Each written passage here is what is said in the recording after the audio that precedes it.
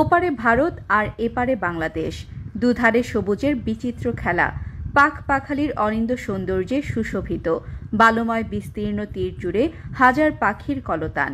সিলেটের পর্যটন আকর্ষণে নতুন মাত্রা যোগ করেছে শহর থেকে প্রায় 100 কিলোমিটার দূরে জকিগঞ্জ শুল্ক স্টেশন সংলগ্ন কুশিয়ারা নদী তীর, স্থানীয়ভাবে কাস্টমস নামে পরিচিত। মানচিত্রের সীমারেখা অনুযায়ী দেশের সর্ব উত্তর পূর্বে এর অবস্থান। প্রতিদিন ভিড় করছেন ভ্রমণ পিপাসু হাজারো মানুষ। জকিগঞ্জের আমল সিদে ভারত থেকে আসা বরাক ভাগ হয়ে উত্তর দিকে চলে গিয়ে সুরমা আর পশ্চিম দিকে আসার ধারা কুশিয়ারা নাম ধারণ করে। এই কুশিয়ারা জকিগঞ্জ সদরে এসে আরও কয়েকটি মোড় নিয়েছে। সর্ব উত্তর পূর্বের মোড়টি শুল্ক স্টেশন তীর।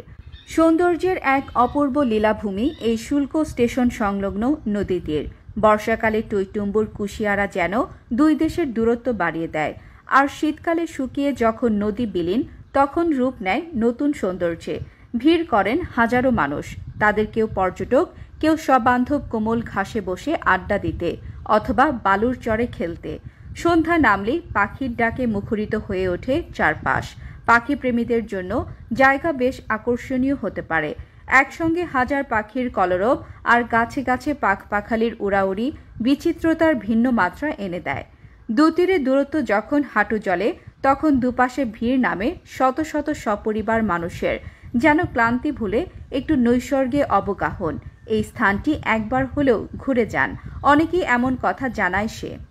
জকিগঞ্জ শুল্ক স্টেশন যত দিন যাচ্ছে, জকিগঞ্জ শুল্ক স্টেশন নদী তীর জুড়ে সবুজ ও সৌন্দর্যের খুঁজে আসা মানুষের সংখ্যা বাড়ছে।